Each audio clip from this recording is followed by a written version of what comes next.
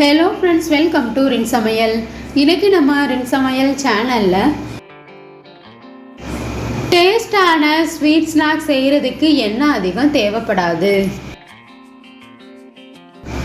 Evening டயத்தில் செய்யக்கூடிய ஈஸியான ஸ்வீட் பணியாரம். இதை இன்ஸ்டண்ட்டான பணியாரம் செய்கிறதுக்கு 1 கப் அளவு இட்லி மாவு இருந்தால் போதுங்க, சட்டுன்னு செஞ்சிடலாம். பணியாரத்துக்குள்ளே பூரணம் வச்சு செய்கிறனால சாப்பிட்றதுக்கு ரொம்பவே டேஸ்ட்டாக இருக்கும். ஈஸியான ஸ்வீட் ஸ்நாக் ரெசிபி. இட்லி மாவில் பணியாரம் இப்படி செஞ்சு கொடுத்து பாருங்கள், எல்லாருமே விரும்பி சாப்பிடுவாங்க. சாஃப்டான பணியாரம். ரின் சமையல் சேனலை சப்ஸ்கிரைப் பண்ணிக்கோங்க. பக்கத்தில் இருக்க ஆளுண்ட பெல்லைக்கான கிளிக் பண்ணி வச்சுக்கிட்டிங்கன்னா நான் போடுற வீடியோ உடனே உங்களுக்கு நோட்டிஃபிகேஷனில் வந்துடும். ஸ்வீட்டான பணியாரம் செய்கிறதுக்காக 1 கப் அளவு பொட்டுக்கடலை எடுத்திருக்கேன். மிக்ஸி ஜாரில் சேர்த்துட்டு நைஸாக அரைச்சி எடுத்துக்கணும். கடாயில் 1 ஸ்பூன் அளவு நெய் சேர்த்துக்கங்க. நெய் உருகுனதுக்கு அப்புறமா 1 ஸ்பூன் அளவு வெள்ளை எள் சேர்த்துக்கணும். வெள்ளை எள்ளுக்கு பதிலாக கருப்பு எள் கூட சேர்த்துக்கலாம். நெய்யில் சேர்த்துட்டு வறுத்து விட்டுக்கணும். எள் வறுபட்டதுக்கு அப்புறமா 1 கப் அளவு துருவின தேங்காய் சேர்த்துக்கங்க. பூரணத்துக்கு துருவின தேங்காய் சேர்த்து செய்யும்போது பணியாரம் சாப்பிட்றதுக்கு ரொம்பவே டேஸ்ட்டாக இருக்கும். நெய்யிலேயே தேங்காயை வறுத்துக்கணும். இது கூட 1 கப் அளவு சர்க்கரை சேர்த்துக்கங்க. நான் நாட்டு சர்க்கரை தான் எடுத்திருக்கேன். சர்க்கரை கரையிற வரைக்கும் வதக்கிக்கணும். நாட்டு சர்க்கரையில் கல்மண் தூசி இருக்காது, அதனால் அப்படியே சேர்த்துட்டேன். உருண்டை வெல்லம் எடுத்துருந்தீங்கன்னா கொஞ்சமாக தண்ணி சேர்த்துட்டு வெல்லத்தை கரைச்சிட்டு வடிகட்டிட்டு சேர்த்துக்கங்க. அப்போ தான் கல்மண் தூசி இருக்காது. நம்ம சேர்த்துருந்த வெல்லம் கரையிற வரைக்கும் வதக்கிக்கணும். 1 கப் அளவு பொட்டுக்கடலைக்கு 1 கப் அளவு வெல்லம் இனிப்பு கரெக்டாக இருக்கும்.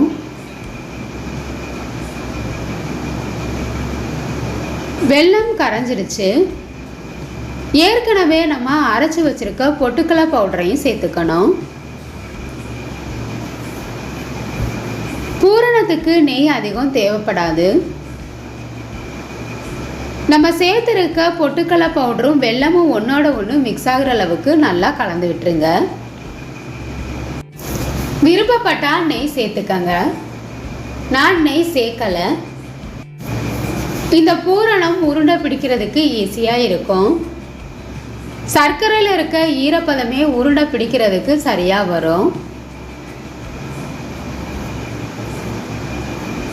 வெல்லமும் பொட்டுக்கடலை பவுடரும் ஒன்றோட ஒன்று நல்லா மிக்ஸ் ஆயிடுச்சு. இந்த ஸ்டேஜில் நம்ம அப்படியே இறக்கி வச்சிடலாம். கை பொறுக்கிற அளவு சூடு வந்ததுக்கப்புறமா எந்தளவு உங்களுக்கு பூரணம் பெருசாக தேவையோ அதுக்கு தகுந்த மாதிரி உருண்டைகளாக உருட்டி வச்சுக்கணும். பூரணத்தை கையில் எடுத்து உருண்டையாக உருட்டும் போது உருட்டுறதுக்கு ஈஸியாக இருக்கும். கையில் கொஞ்சமாக நெய் தடவிட்டு எப்பொழுதும் ஒரே மாதிரி இட்லி மாவில் பணியாரம் செய்யாமல் பூரணம் வச்சு பணியாரம் செஞ்சு கொடுத்து பாருங்கள், எல்லாருமே விரும்பி சாப்பிடுவாங்க. சாப்பிட்றதுக்கு ரொம்பவே டேஸ்டாக இருக்கும். உருண்டைகளாக உருட்டியாச்சு. 1 கப் அளவு இட்லி மாவு எடுத்திருக்கேன். இது கூட பணியாரம் மொறுமொறுன்னு வர்றதுக்காக 1 ஸ்பூன் அளவு அரிசி மாவு சேர்த்துக்கணும். கலருக்காக கொஞ்சமாக மஞ்சள் தூள் சேர்த்துருக்கேன். விருப்பப்பட்டால் சேர்த்துக்கங்க. நம்ம சேர்த்துருக்க எல்லா பொருட்களையும் நல்லா மிக்ஸ் பண்ணிக்கணும். பணியாரம் ஊற்றுற பதத்துக்கு மாவை கரைச்சி எடுத்துக்கங்க. நான் எடுத்திருக்க இட்லி மாவு திக்காக இருந்தது. பணியாரம் ஊற்றுற பதத்துக்கு கொஞ்சமாக தண்ணி சேர்த்து கரைச்சிக்கணும். கட்டிகள் இல்லாமல் கரைச்சிக்கங்க. அதிக தண்ணி சேர்க்க வேணாம். எடுத்து ஊற்றும் போது ஊற்றுறதுக்கு ஈஸியாக இருக்கணும். இதுதான் பணியாரம் ஊற்றுறதுக்கு சரியான பதம். இது கூட 2 ஸ்பூன் அளவு சர்க்கரை சேர்த்துக்கங்க. சர்க்கரை சேர்த்து செய்யும்போது மேல் மாவு சாப்பிட்றதுக்கு ரொம்பவே டேஸ்ட்டாக இருக்கும். இட்லி மாவில் ஏற்கனவே நான் உப்பு சேர்த்துருக்கனால சேர்க்கலை. உங்களுக்கு உப்பு தேவைப்பட்டதுன்னா சேர்த்துக்கங்க. பணியாரம் ஊற்றுறதுக்கு மாவு ரெடி ஆயிடுச்சு. ஏற்கனவே நம்ம உருட்டி வச்சுருக்க பூரண உருண்டையில் ஒன்று எடுத்துட்டு ஒரு கரண்டி மாவு எடுத்துக்கங்க. நம்ம உருட்டி வச்சுருக்க உருண்டையை மாவுக்குள்ளே முக்கிடணும். அப்படியே நம்ம பணியாரக்கல்லில் ஊற்றுறதுக்கு ஈஸியாக இருக்கும். அப்படி இல்லைன்னா உருண்டையை மாவுக்குள்ளே முக்கிட்டு குழிக்கரண்டியில் எடுத்து ஊற்றும் போது ஈஸியாக இருக்கும். பணியாரக்கல் நல்லா சூடானதுக்கு அப்புறமா கொஞ்சமாக நெய் அல்லது எண்ணெய் சேர்த்துக்கங்க. ஒவ்வொரு குழிலையும் மாவு எடுத்து ஊற்றிடணும். மேலே கொஞ்சமாக நெய் அல்லது எண்ணெய் சேர்த்துக்கங்க. மூடி போட்டு அடுப்பை மீடியம் ஃப்ளேம்லேயே வச்சு வேக வச்சுக்கணும். ஒரு பக்கம் வெந்ததுக்கு அப்புறமா அடுத்த பக்கம் திருப்பி விட்டுறணும். மறுபடியும் மூடி போட்டு வேக வச்சுக்கோங்க. இந்த டேஸ்டான ஸ்நாக்ஸ் செய்கிறதுக்கு எண்ணெய் அதிகம் தேவைப்படாதுங்க. குறைவான எண்ணெயில் சட்டுன்னு செஞ்சிடலாம். சுட சுட இட்லி மாவு பணியாரம் சாஃப்டாக ரெடி ஆயிடுச்சு. பூரணம் வச்சு ஸ்வீட் பணியாரம் செய்யும் போது சாப்பிட்றதுக்கு ரொம்பவே டேஸ்டாக இருக்கும்.